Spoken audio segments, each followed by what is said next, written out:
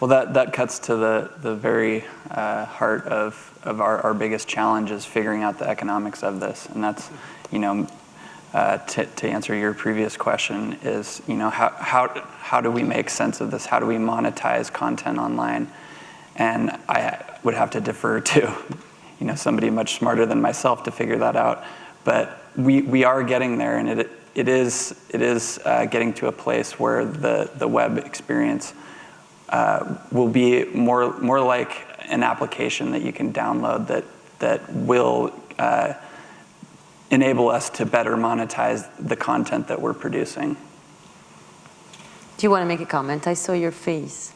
Yes, and my finger. Yeah. And your finger. And yeah, it's true. I think the biggest overall paradigm shift in our business is that the word media means through. But people don't need any media in order to get through with their message to people. They can do it directly. And that's the biggest challenge. And for traditional media and for journalists who think they should work for traditional media and get a salary from that, they need to come up with something that they can't get elsewhere. I mean, so we need to change. That's why the concept of going away from gatekeeper to something else is very important, because there's no gates anymore. And as Guido said, there's no fences. I mean, why being a gatekeeper if there's no fences? Everybody can communicate with everybody. And the new thing, not only by text and not only by sound, but by broadcast, pictures as well. And that's what we live on. So we need to come up with a new ways of helping people, not only providing them with stories that they can get elsewhere, but higher the value of what we present in order to be facilitating all those people there with good arguments, good stories, good footage, in order to help that. And if we, as traditional media people, cannot facilitate that, somebody else like you will come and do it, and you will figure out a business model, and you do not get as much money in a salary as I get, I guess. For now. For now. But I mean, and that's the big challenge for traditional media. And media are dying. Journalism is not. And the big trick is, because people still need journalism, but how can we make people pay for independent, trustworthy journalism?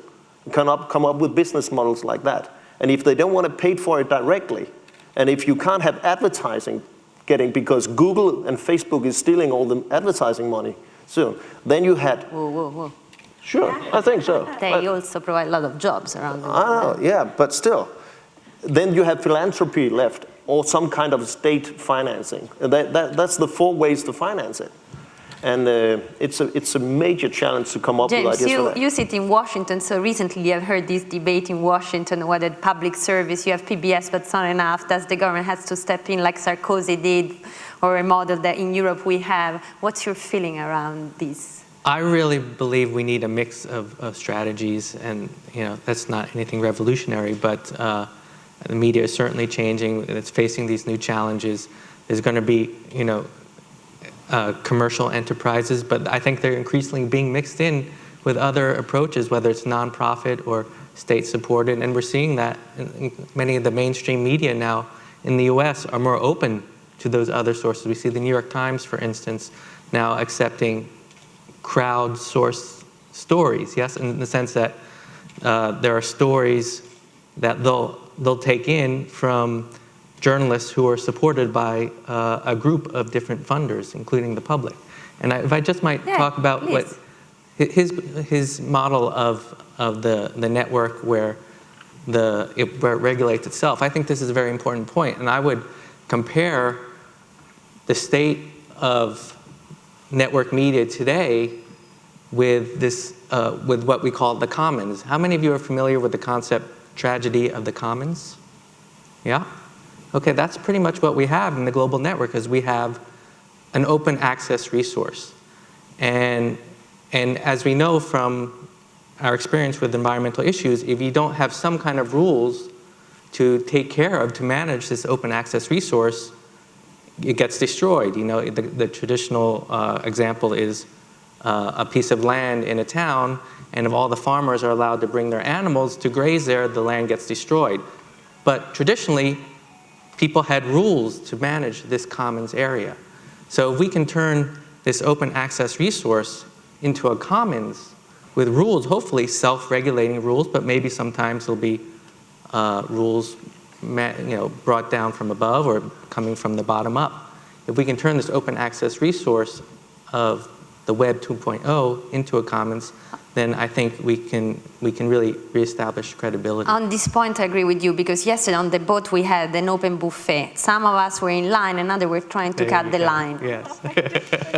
So there were two guys, I won't name them, and I don't see them around here, wanted to cut the line, and I said, gentlemen, there are all these people behind. I said, yeah, but it's only the two of us. And I look around, and it was an open buffet, and all of us were in line, playing by certain rule, which could be the journalist code of ethics, if you want, versus a blogger that expresses an opinion which is biased by, at times, misinforming.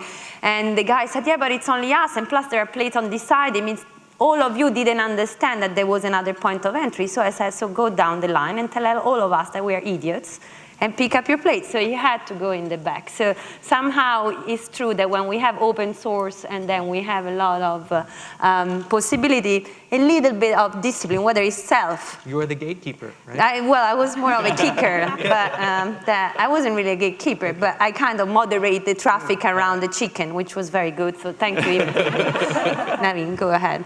Yeah, along the same lines, I was wondering, recently in Pakistan, Facebook was banned, right, by the court. It was a court order. And it was because there was a woman called Molly Norris who started this whole thing about Draw Muhammad's Day in response to the cartoons.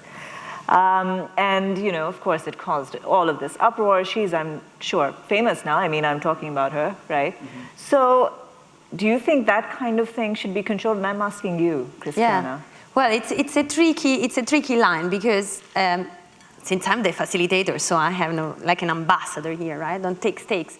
But in this debate, what is interesting is that you can have, and I'll call it the rubber generation, but people saying, yes, why not? I mean, if she's smarter than you, why doesn't she cut the line? She understood compared to everybody else that there is another point where you can serve your food and become famous. Why not?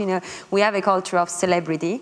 We have used celebrity to sex up climate change, haven't we? And then there is a wonderful campaign there that someone is sponsoring in the art piece, where you are basically telling celebrity to shut up and start doing.